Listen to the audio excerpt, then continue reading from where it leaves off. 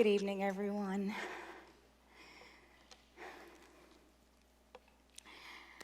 Thank you for being here, and I also wanted to thank you all for allowing Kim, Andy, and myself to share our story with you this evening. I first need to say to you all this evening that I am beautiful. For a long time in my life, that wasn't something that I believed about myself. It wasn't something that I heard from anyone about myself. So I just needed to say that tonight out loud to you all. The date on the screen, that's my birthday. About a year and a half to 2 years after I was born, I was sent to live with my grandparents in Guyana, South America. Shortly after living with my grandparents, I then went on to live with an aunt and uncle who had 7 children of their own. And not only did I come to live with them, I also had 2 older sisters and a brother, younger brother, live with them as well. While I was there, I didn't understand why I was there. You know, I saw my aunt and my uncle taking care of their children, taking care of us too, but where were my parents? I really struggled with that, and that was probably the first time that I felt rejection in my life.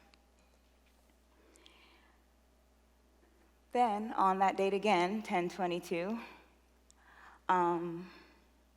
my parents came to Guyana, South America, and took me back to Brooklyn, New York, where I was born.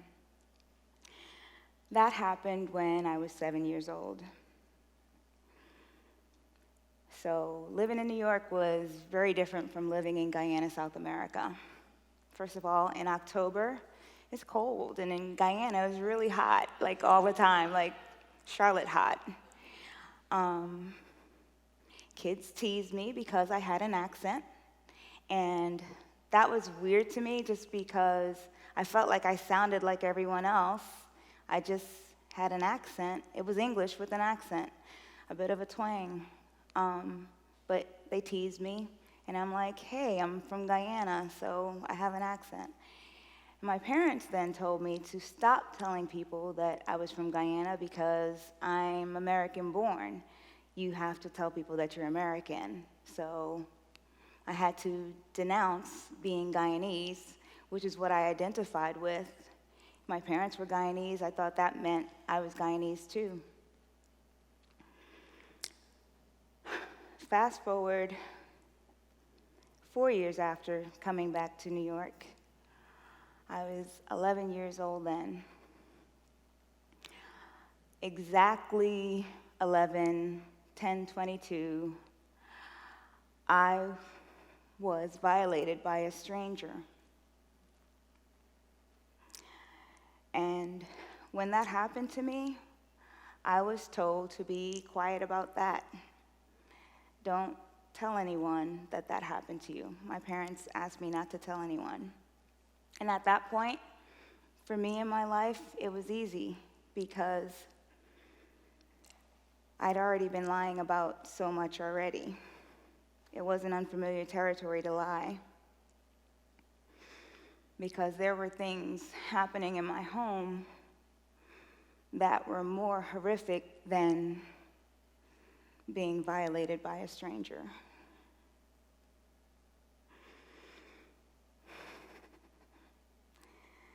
A few years later, I'd have to go off to college. I didn't feel that I was ready because the messages that I had been given growing up was that I didn't need friends, but my family wasn't going to come with me to college. I was going off by myself. And I was also afraid to leave them, leaving my siblings behind. But I eventually left. And that's where I met my husband, James. James is truly the love of my life. James knew everything that had happened to me in my past, and he accepted me, all of it. James and I would later start a family. We have 3 children, Jayla, Danny, and Miles. But my past would come up for me, and I didn't feel that I was worthy of James's love. I didn't feel that I was capable of being a mother, a good mother, because I didn't have good role models growing up. I didn't see love in my family growing up. That hurt so much that there were times for me I would try to hurt myself by taking pills, by not eating, because I didn't feel worthy. But there was something in me that was telling me that was wrong. It was wrong to feel like that. That was the enemy. And I'd been in enemy territory for far too long, and I knew I needed to get out. So I searched until I found a church home. I found a church home here at Mosaic, and that's one of the other best things that's ever happened to me.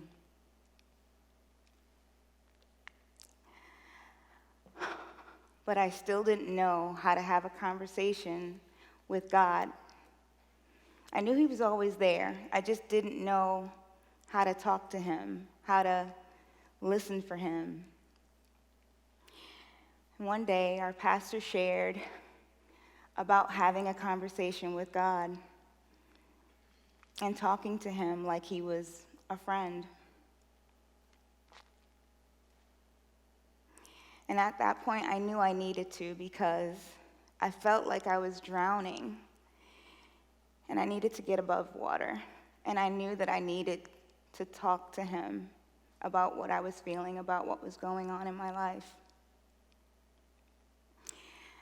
And honestly, when I started having a conversation with God, it felt like the floodgates had opened up for me, and I wasn't drowning anymore. If you could, the picture.